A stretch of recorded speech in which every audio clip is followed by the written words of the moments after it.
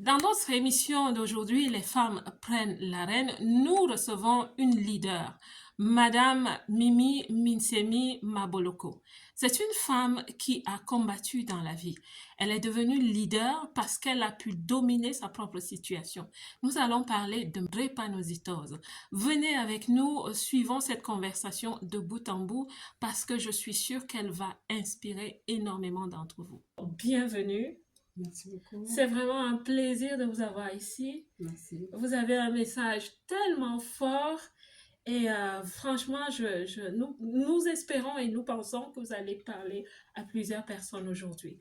Pourriez-vous vous présenter à nos auditeurs? Qui êtes-vous? Je m'appelle Mimi, donc je suis congolaise d'origine Oui. et j'habite à Bruxelles, en Belgique, depuis 2009. Oui, Et je suis licenciée en droit oui. de l'Université de Kinshasa. Et donc depuis que je suis arrivée en Belgique, je suis dans l'associatif. Donc je suis au sein d'une association de patients et de proches pour sensibiliser contre la drépanocytose. Oui, On a créé cette association avec des patients et des proches justement pour sensibiliser les patients et les proches et le public. justement. Et aussi, je suis patient expert et ambassadrice de la Croix-Rouge pour le don de sang. Oui, En fait, un patient expert, c'est un patient qui a suivi une formation, un patient ou un proche direct oui. qui a suivi une formation donnée par l'APEC, dans le Patient Expert Center, et qui, à la fin de cette formation, reçoit un certificat D'accord. pour représenter les personnes de la communauté qui souffrent de sa maladie.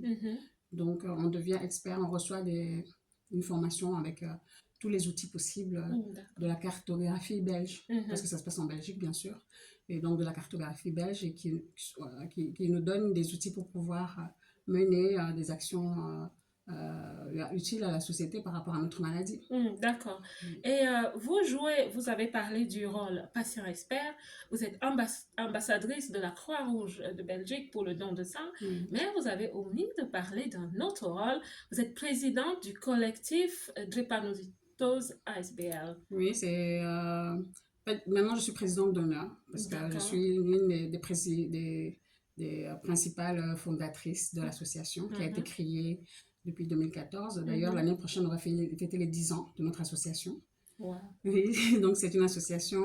Ça fait longtemps que vous êtes dans la lutte. Ah oui, on essaye de sensibiliser les gens, mais surtout de briser le silence autour de cette maladie.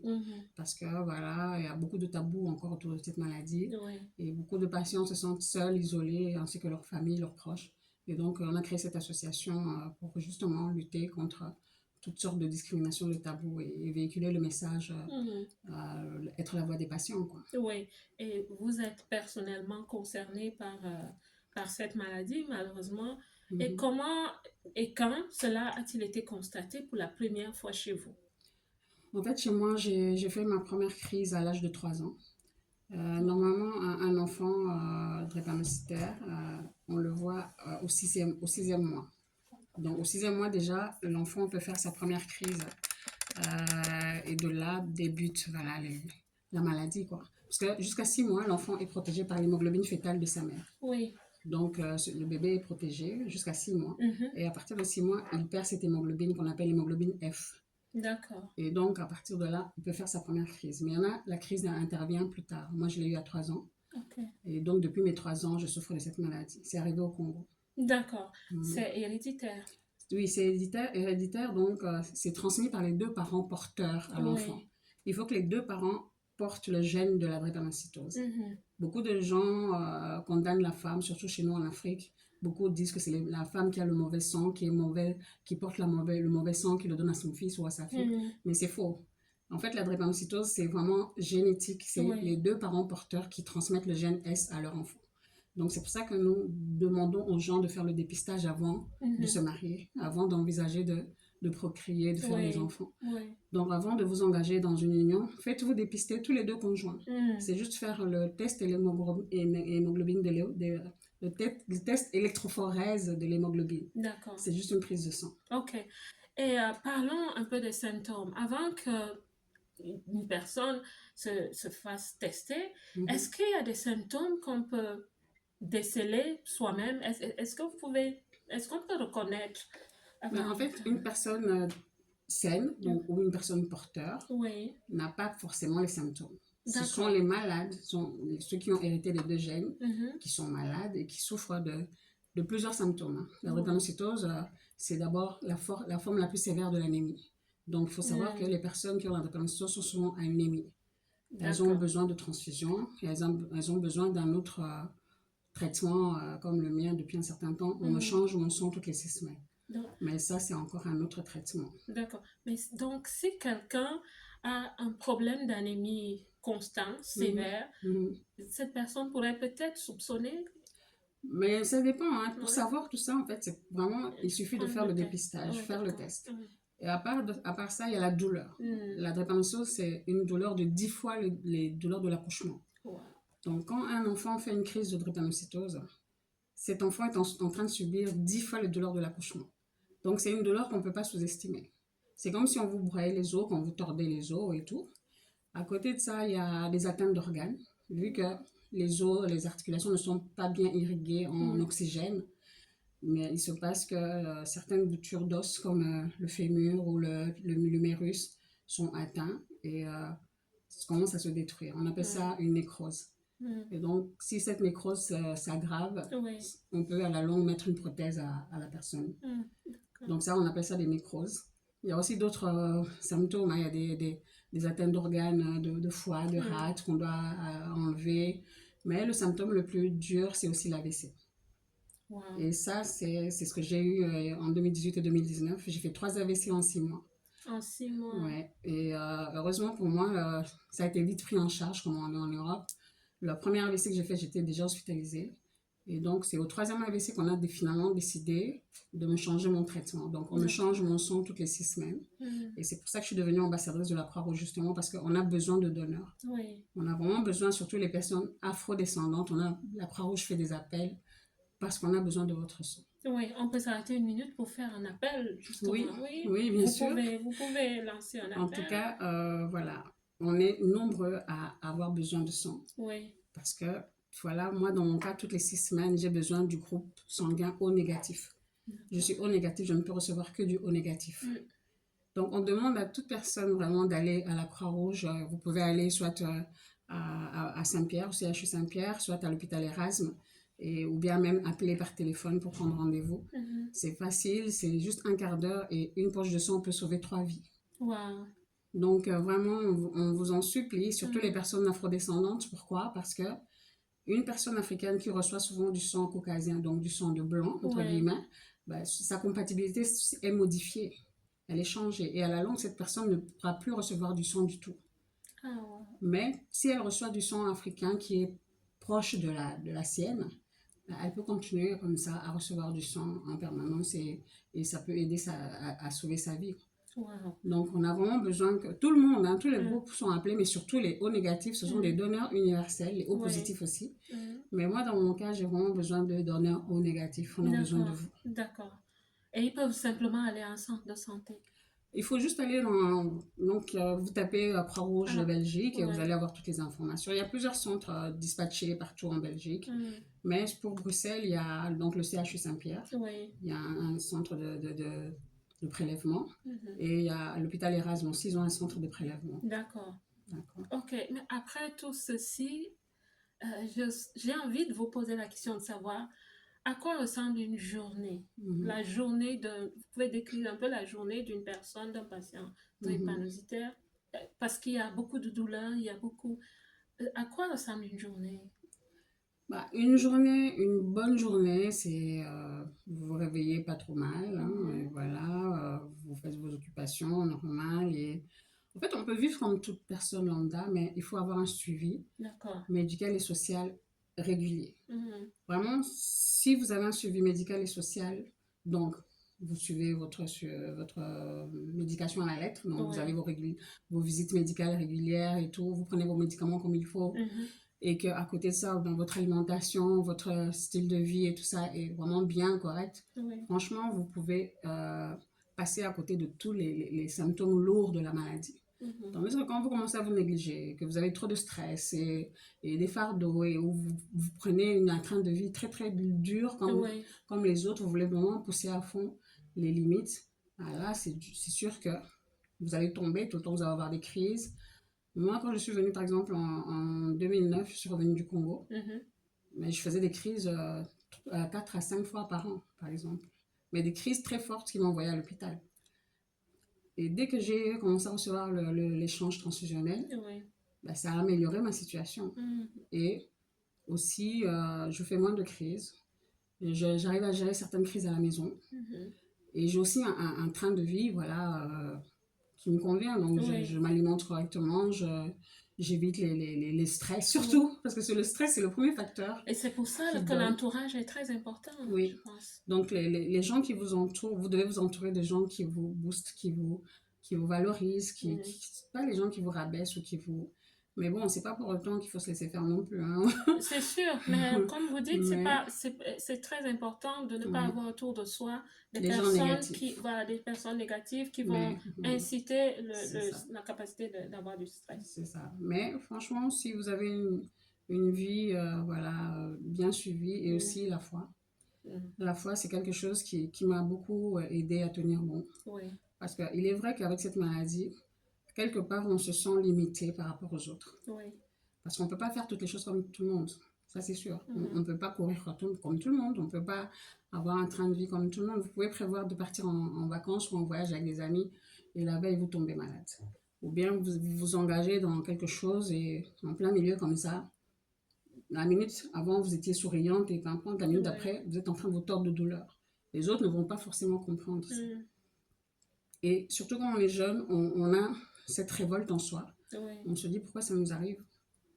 Pourquoi seulement nous? Pourquoi c'est nous qui devons aller tout le temps à l'hôpital? On se retrouve tous les mois à l'hôpital. Il y en a qui font des allers-retours à l'hôpital.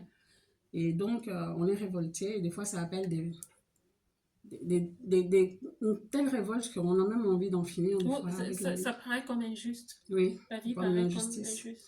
Et donc, du coup, si on n'est pas bien entouré, même de 2 ou 3 personnes, on n'a pas besoin de 1000 personnes autour de soi. Vous n'avez besoin qu'une petite ceinture là qui vous valorise, qui vous motive, qui vous encourage, qui vous donne de l'espoir. Ces personnes vont devenir un moteur pour vous de vous accrocher à la vie. Aussi, la foi m'a beaucoup aidée parce que il y a des moments où j'ai voulu, vers 25 ans, j'en avais marre. Hein. Moi, je voulais vraiment en finir. Hein. Mais après ça, il y a des gens qui sont venus me voir et chaque fois, il y a des gens comme ça, moi je les appelle des messagers. Oui. Et ma meilleure amie qui est depuis plus de 30 ans, on est ensemble, c'est l'une de mes modèles qui m'a vraiment donné cette force de me battre, qui m'a encouragée dans la foi. Et c'est ça en fait la parole aussi, la prière. Ça a vraiment apaisé beaucoup de sentiers dans lesquels je m'étais engagée avec la révolte, avec la colère, avec beaucoup de choses. Au jour d'aujourd'hui, je me dis, la Mimi que j'étais il y a quelques années et la Mimi d'aujourd'hui, c'est vraiment différent. Mais des fois, c'est la douleur qui parle à notre place. Imaginez une personne qui est tout le temps en train de souffrir de douleurs atroces, une vie qu'elle n'a pas choisie. On ne choisit pas d'être drépanocytaire. Mais en plus de ça, vous n'êtes pas compris de votre entourage, donc ça vous donne même plus l'espoir de vouloir vivre, de vouloir accomplir des choses. Moi, j'ai eu la chance, mon père était professeur. Il m'a encadré, moi et mes frères, on a terminé nos études et tout ce que vous voulez. On a pu venir en Belgique 10 ans d'abord, puis on est retourné au Congo, et puis je suis revenue en 2009 toute seule. Donc j'ai pu travailler quand même dans ma vie, mais voilà, la santé a fait que voilà, j'ai pas pu. C'est compréhensible. Mais je me suis servi quand même de cette souffrance, de ce combat pour me battre et pour devenir aujourd'hui la voix de ceux qui ne peuvent pas se battre. Oui, mais je souhaite déjà vous remercier une fois de plus d'avoir pris le temps de venir pour motiver les autres. C'est pour ça que je vous ai appelé vous êtes une leader. Ça n'a rien à voir avec le poste que vous avez dans votre activité professionnelle et sociale, mais ça part de l'intérieur. Ça veut dire que vous avez su utiliser le don de la foi que vous avez pour vous remonter et votre verre est tellement rempli qu'en débordant, il peut toucher les autres. Et ça, c'est la preuve, vous êtes ici. Vous êtes ici pour parler à beaucoup de personnes qui vous écoutent maintenant et à des personnes qui vont continuer d'écouter cette émission. Et je souhaite poser maintenant une question qui paraît un peu sensible, mais peut-être pour des personnes qui écoutent. Est-ce qu'on guérit de la drépanocytose? En fait, la drépanocytose, donc, c'est une maladie génétique. Oui.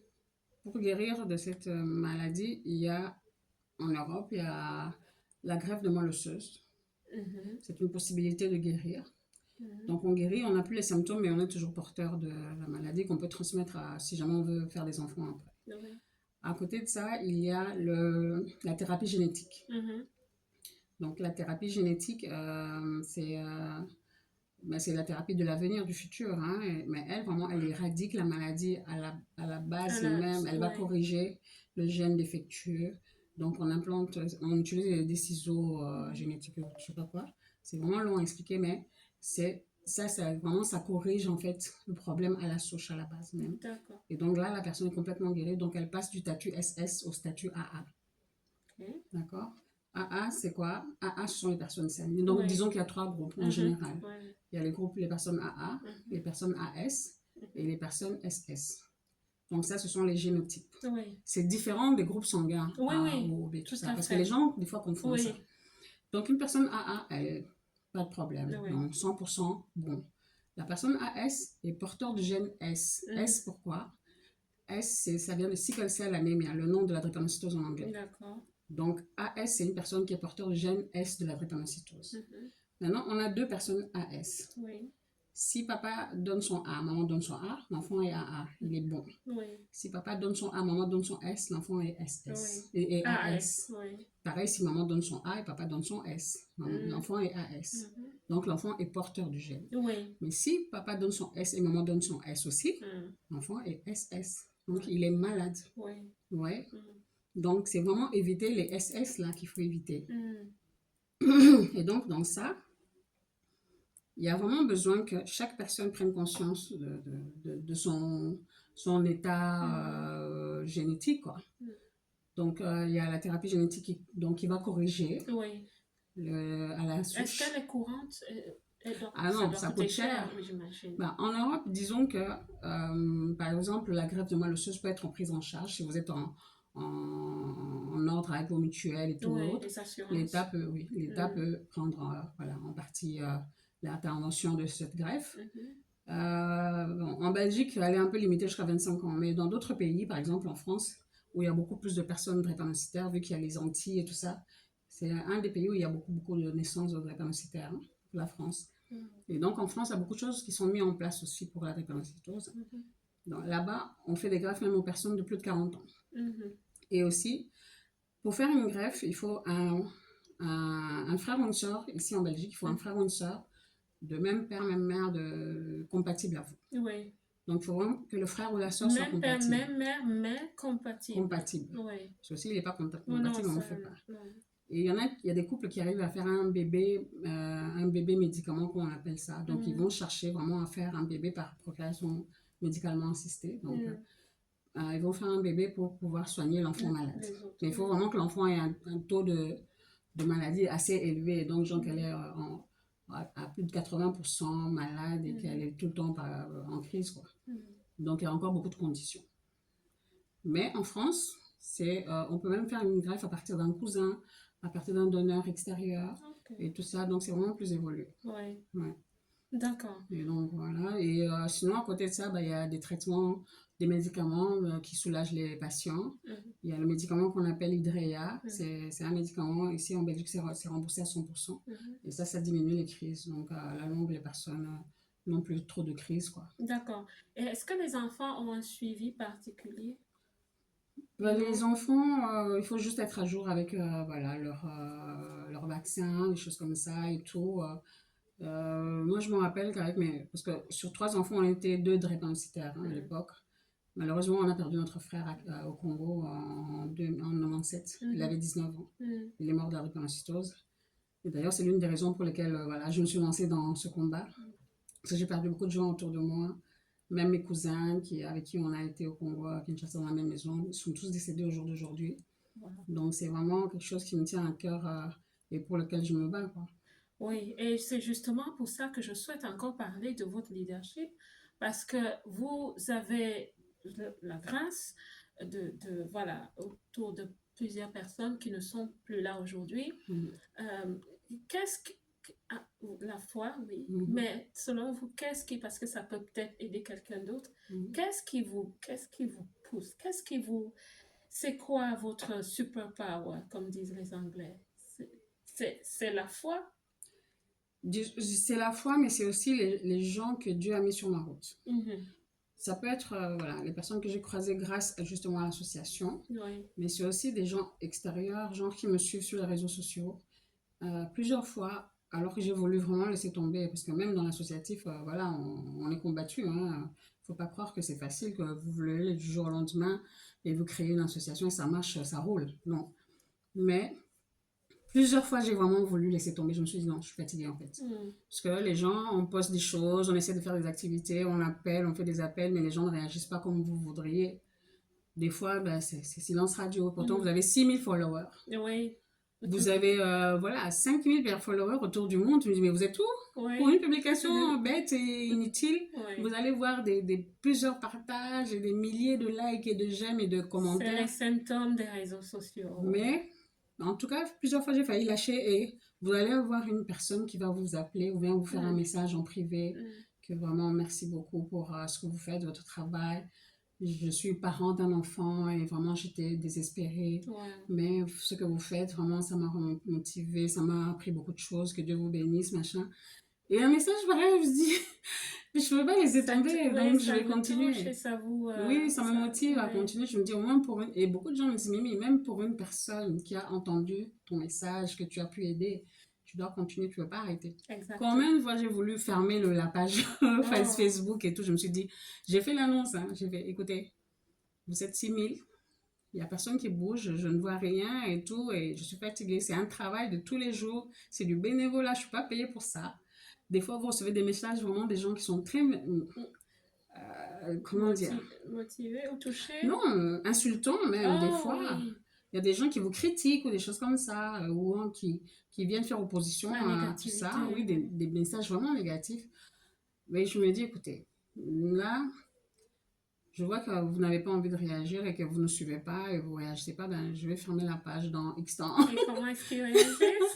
Il y a beaucoup de gens qui ont réagi, hein, quand même. Oui. Non, nous sommes là, même si nous ne réagissons pas. Parlons un peu de Akufalobi. Oui. Qu'est-ce que vous pouvez en dire? Vous êtes écrivaine? Oui, j'ai écrit. Vous pouvez en parler? En fait, quand je suis arrivée en 2009, je suis revenue du Congo. J'étais très, très mal en point. J'avais des ulcères de jambes. J'avais la totalité des symptômes de la maladie, en fait. J'avais des nécroses hanches. J'étais orange. Je pesais 45 kilos. Moi, je mesure 1m73. Donc, je rentrais dans du 34. Et donc, quand je suis arrivée, je me suis dit, je vais écrire. Vu que mon père était professeur, il m'a fait écrire beaucoup, beaucoup de bouquins. Oui. Hein. Je me suis dit, je vais écrire ce que j'ai vécu au Congo pendant 20 ans. J'ai vu des choses, mais vraiment incroyables, je ne pouvais même pas imaginer. J'ai lu un peu l'extrait, oui. La petite histoire au niveau de la perception culturelle par rapport au drépanocytaire. Ça m'a donné froid au dos. Ben oui, en fait, Akufalobi au Congo, en lingala, ça veut dire mourra demain, moribond. Donc, quelqu'un qui est destiné à mourir. C'est comme ça qu'on surnomme les personnes qui ont la drépanocytose. Mais c'est aussi une insulte. Une insulte par rapport à genre deux rivales. L'une a le malheur d'être un peu plus maigre que l'autre. L'autre va se permettre de l'insulter. Regarde, elle est comme une akufalobi et des choses comme ça. Une akufalobi n'est pas bonne à marier. Une akufalobi n'a pas de lendemain. Elle est destinée à la mort. Stigmatisation. C'est vraiment la stigmatisation totale. On ne prête pas 5 ans d'existence à un enfant drépanocytaire. Donc, dans la culture, c'est comme ça. Il ne va pas atteindre 5 ans. S'il atteint 5 ans, il ne va pas atteindre 10 ans. S'il atteint 10 ans, moi, quand je suis retournée au Congo, j'avais 16 ans. Oui. Ma voisine de classe s'est permis de me dire, ah ouais, nous, on avait un enfant comme toi. Hein. Des enfants comme toi, ça meurt avant. Donc, tu peux faire tout ce que tu veux. Là, Dieu ne va pas te juger parce que tu vas mourir avant. Oh. Elle m'a dit ça comme ça cache. Hein. Oh là là. Et dans la rue, vu que bon, j'étais très maigre et le signal aussi qui montre aux gens que vous êtes drépanocytaire, parce que là, chez nous, on appelle ça anémie SS. Oui. Et donc, on dit Bana SS, donc les enfants SS. C'est comme ça qu'on appelle aussi. Donc, on a des yeux jaunes. Les yeux jaunes, c'est le fait que nos globules rouges, en fait, les globules rouges d'une personne normale, c'est le globule rouge qui est censé transporter l'oxygène dans le sang. Le globule rouge d'une personne normale vit 120 jours. Et il est ovale, donc il circule facilement dans un petit vaisseau. Tandis que nos globules rouges à nous, ils vivent que 20 jours. Et après, ça meurt. Et en plus de ça, ils sont d'une forme d'une banane comme ça. Donc, falciformés. C'est pour ça qu'on appelle anémie falciforme, parce qu'ils sont déformés.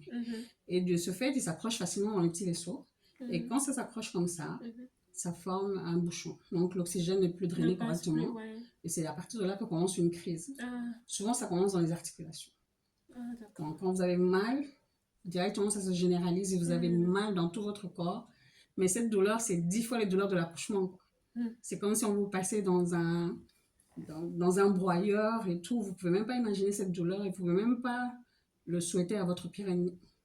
Ouais. Et vous avez donc des personnes qui, au lieu de compatir... Ben non, ils ne compatissent pas. C'est des injures, c'est le mépris. Surtout dans certaines familles, on traite même des enfants sorciers parce que chaque fois que le papa a son petit salaire, là, l'enfant est en crise, on doit vite courir avec à l'hôpital.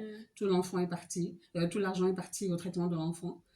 Et ça se répète 1, 2, 3 fois. Ben, à la longue, qu'est-ce que la famille va faire? Ils vont abandonner l'enfant dans un coin. L'enfant va pleurer, comme ça, avec ses crises, avec ses douleurs, avec sa peine. Au final, cet enfant va mourir précocement. Malheureusement. Parce qu'elle n'a pas été prise en charge correctement. Et donc, j'ai écrit mon livre qui est paru en 2022. C'est Apophalomie, drépanocytaire du Congo. J'ai amené un exemplaire d'ailleurs. Et donc, ça raconte mon parcours au Congo. Et en fait, il est vendu sur Amazon à 26,90 €. Mais moi, j'ai un stock. Donc, que je vends au profit de notre association. D'accord. Les gens peuvent me contacter si en fait je prendrai contact avec eux, quoi. Justement, on va aussi en parler. Ça a été thérapeutique d'écrire ce livre pour vous? Bon, quelque part, oui, c'était un exutoire. Donc, oui, ça m'a permis quand même de sortir beaucoup de choses que j'avais en moi. Mais bon, malgré ça, c'est plutôt la foi qui m'a vraiment aidé à faire un travail sur moi. Mais pour que je puisse faire ce travail sur moi, il a fallu que des gens extérieurs me disent ce qu'ils voyaient de mal en moi, quoi.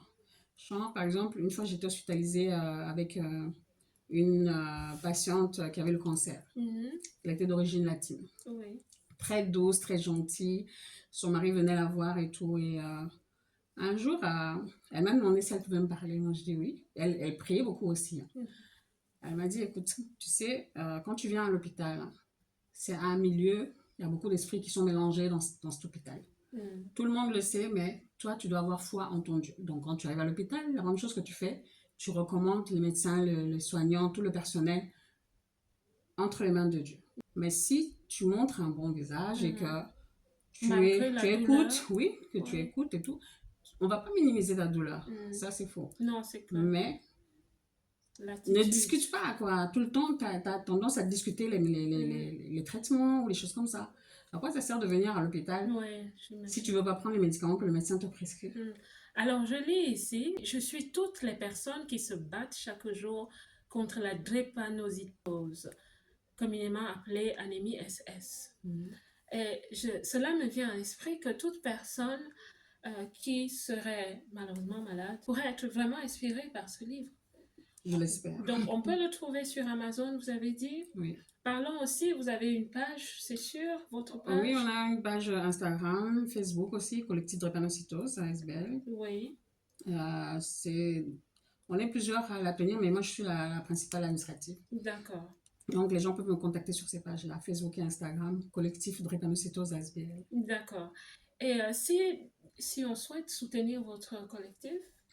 Ben, les gens peuvent nous écrire, toujours, et il y a des gens qui ont organisé des choses, genre une entreprise qui a couru les 20 km de Bruxelles pour nous, et ils ont collecté des fonds, ils nous ont reversé. Parce qu'il faut savoir qu'on fonctionne sans fonds, sans subsides. On n'a vraiment rien, mais on est là avec beaucoup, beaucoup de demandes de la part de certains patients qu'on doit, par exemple, là, on doit les rendre visite à des patients qui sont à Liège. Il y a une jeune fille aujourd'hui, d'ailleurs, c'est son anniversaire, Madeleine, elle a 13 ans. Ça fait 1 mois qu'elle est à l'hôpital. Elle est en soins intensifs depuis 1 mois, tellement que ses douleurs ne passent pas. Et elle est avec sa mère à l'hôpital, son petit frère aussi est malade. Et donc, c'est des enfants pareil qu'on aimerait soutenir, aller faire quelque chose, une visite de Noël, leur apporter des cadeaux, tout ça. Mais on a besoin d'être soutenus parce qu'on doit mettre l'essence, louer une voiture, mettre de l'essence. chercher des petits cadeaux ou quoi, un petit quelque chose à remettre à ses familles. Et il y a 2, 3 familles comme ça qu'on connaît sur Liège qu'on aimerait aller voir parce que les enfants sont tout le temps en souffrance et ce sont des enfants qui étaient sans papier pendant plusieurs années. Ils ont été dans un centre avec leur maman et on les a suivis de près, quoi. Donc il y a beaucoup de cas comme ça ou bien quand on fait des appels pour des collectes de jouets, de médicaments même ou d'autres choses. Et voilà, les gens peuvent nous contacter par notre site web aussi. Oui. Donc, c'est collectif drépanocytose. Hein, vous tapez, vous allez voir toutes les infos, je pense. Collectif drépanocytose.be. ASBL, oui. ASBL.be. Oui, D'accord. Et donc, même sur Instagram ou Facebook, vous pouvez toujours nous contacter par message privé. Et donc, voilà, quoi. On prendra contact avec vous. Ok. Je souhaite revenir à la spiritualité. Quelle est la place de la spiritualité en général? Parce que quand on a, malheureusement, chacun de nous a quelque chose à gérer, quelque chose à résoudre dans sa vie. Mais puisque vous êtes là, nous sommes en conversation. Quelle est la place de la spiritualité? Est-ce que vous avez, je voudrais même aussi ajouter, est-ce que vous avez des perspectives pour la vie? Partant de votre foi, comment voyez-vous la vie en ce moment? Pour moi, en tout cas, la foi, c'est l'une des moteurs qui m'a aidé à tenir bon, à m'accrocher, à rester en vie et à faire des choses voilà, au-delà même de ce que je pourrais imaginer. Quoi. Au jour d'aujourd'hui, j'ai atteint un âge que même mes parents n'auraient jamais imaginé que je puisse atteindre. Et pour une personne drépanocytaire, c'est voilà, c'est grand. Et je pense que c'est un moteur, la spiritualité, qui fait que la foi, c'est quelque chose qui nous aide à tenir bon dans les moments difficiles. C'est un recours. J'aimerais bien, oui, pouvoir aller, voilà, donner mon témoignage. Moi, je suis prête, hein, vraiment prendre l'avion, aller, voilà, témoigner, de raconter ma vie et tout, parce que bon, là où j'ai pris, à l'église où j'ai pris, voilà, 2, 3 fois j'ai fait mon témoignage et tout, vraiment ça a inspiré beaucoup de personnes. Et je pense que voilà, on a quand même un message fort à donner, surtout quand on a survécu à cette maladie, quand on a vu des gens mourir autour de soi. J'ai fait 3 AVC, pourtant je suis encore debout. Et oui, le vœu que j'avais fait à Dieu, c'était vraiment que ma vie devienne un témoignage pour lui, quoi. Donc oui, moi, il n'y a pas de souci qu'on m'invite, par exemple, à, je sais pas moi, à Londres ou ailleurs, parce que je suis aussi dans la Fédération européenne de la drépanocytose. Donc la Fédération européenne de la drépanocytose regroupe plusieurs associations de pays d'Europe. D'accord. Donc nous, on représente la Belgique. Le collectif drépanocytose représente la Belgique. Notre secrétaire est en Irlande, il y a d'autres de France, un peu partout, Espagne et tout. Et il y a des drépanocytaires blancs aussi, parce que les gens stigmatisent un peu la maladie aux populations noires. C'est des aussi? Oui, parce que cette maladie, voilà, elle touche aussi toute la ceinture méditerranéenne. Donc, on a des membres qui sont en Espagne, en Italie, en Grèce, qui sont en Suisse, au Canada et tout ça. Et donc, voilà, j'ai raté d'aller en Irlande cette année au mois de juin. Parce que c'était la même période où on organisait notre festival. Mais bon, j'avais aussi un problème administratif, donc j'ai pas pu avoir le visa. Mais voilà, donc je pense que quand on fait de sa faiblesse une force, avec le contrôle et le bon vouloir de Dieu, ben, on peut faire des grandes choses. Quoi. On peut faire de grandes choses et je pense que vous faites de grandes choses. Parce que une personne qui est... écoutez, moi, j'ai eu toute une masterclass en ce qui concerne cette maladie autour de cette conversation. Il y a beaucoup de choses que je ne connaissais pas. Heureusement, nous enregistrons aussi pour des personnes sur YouTube. Les vidéos sont intemporelles, donc on ne sait jamais. Et donc, vous voyez, moi, aujourd'hui, je suis un peu éduquée par rapport à ça. Et ma vision et ma perception, mes perspectives par rapport à cette maladie vont totalement changer. Si je rencontre demain une personne qui me dit « je souffre de telle maladie », il y aura une empathie que je n'aurais pas eue si je ne vous avais pas rencontré. Et aujourd'hui, vous m'avez parlé, vous m'avez touché, vous avez sûrement touché, vous allez toucher énormément de personnes. Donc, vous avez une vie de témoignage. Je pense que votre force, elle est totalement recommandable. Je ne suis pas ici pour vous donner des conseils, mais je pense que c'est bien de garder cette page Facebook. Ok. Alors, il faut aller commenter tout le temps. Et mettre des likes et des j'aime. Que les gens s'abonnent. Hein? Oui, et que les gens achètent aussi ce livre. Ouais. Parce que je pense que, j'ai lu un petit résumé, ça m'a donné déjà froid au dos, de comprendre le titre, ce qu'il signifie, Akufa Lobby. Mais ça c'est assez terrible voilà, de voir une perception culturelle autour beaucoup de d'une préjugés douleur. Voilà. Et tout. Et c'est pour ça que beaucoup de gens se taisent. Et ces préjugés viennent même ici en Europe.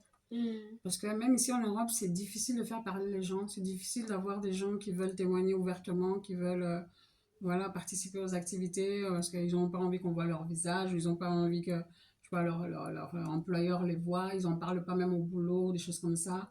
Ils n'en parlent pas autour d'eux et voilà, ils préfèrent vivre. Voilà. À cause des préjugés autour de la maladie. À cause des préjugés, à cause voilà, des choses fausses qu'on dit sur la drépanocytose. Donc c'est vraiment la bêtise humaine, les mensonges, les colportages, tout ça, ça fait plus de mal que la maladie elle-même en soi. Oui, je comprends. Et donc, beaucoup de gens préfèrent ne même pas en parler, comme ça ils sont tranquilles.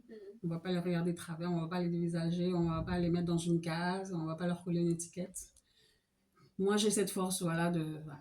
J'ai mis des cloisons autour de moi, même à l'université. Hein. J'ai souffert, hein. Je raconte ça dans mon livre. Il y avait beaucoup de préjugés à l'université. Au jour d'aujourd'hui, il y a un groupe WhatsApp qu'on a créé avec des gens de ma promotion et autres qui me connaissaient parce que voilà, ils m'ont connue à cette époque-là et vraiment, ils remercient Dieu aujourd'hui de me voir en vie et en bonne santé et tout ça, encore vivante et active. Ça parle de la beauté, de la force de la personne, je pense. Et voilà, ça parle du leadership multiforme, leadership spirituel, leadership professionnel, mental. Nous souhaitons vous encourager à continuer parce que c'est pas seulement utile, ça peut être salutaire pour beaucoup de personnes. Merci beaucoup. Je vous en prie. Nous sommes à la fin de cette émission qui est ô combien émouvante. Merci beaucoup d'être venue, Mimi. Je peux vous appeler Mimi. Merci beaucoup d'être venue. Merci pour votre message. Merci pour l'effort consenti vraiment pour être là. Et nous vous encourageons, nous vous soutenons et merci pour toute cette information.